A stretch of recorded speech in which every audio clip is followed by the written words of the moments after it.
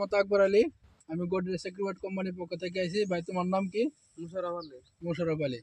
তোমার আমি আঙ্গরে গোদরেজ সেক্রিফাইড কোম্পানির দুইটা প্রোডাক্ট ডেমো দিছিলাম না? হ্যাঁ। কি কি প্রোডাক্ট মনে আছে? Gratia double. দেখা তো অনু কোনটা কোনটা? এই যে ডবল এটা গ্রেসিয়া। গ্রেসিয়া না? হ্যাঁ। এই দুইটা স্প্রে করলা, কি ফলাফল পাইলা?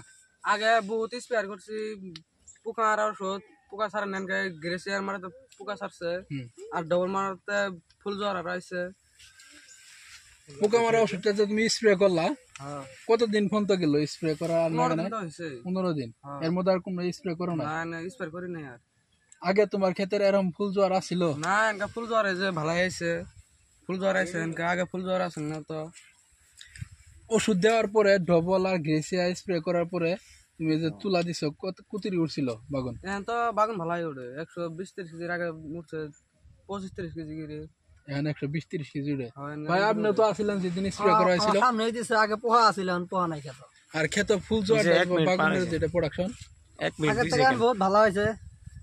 তাহলে ওই হিসেবে অন্য কৃষকের স্প্রে করা? ডবল আর গেছে স্প্রে করা যায় আর কি। আসসালামু আলাইকুম। ওয়ালাইকুম আসসালাম।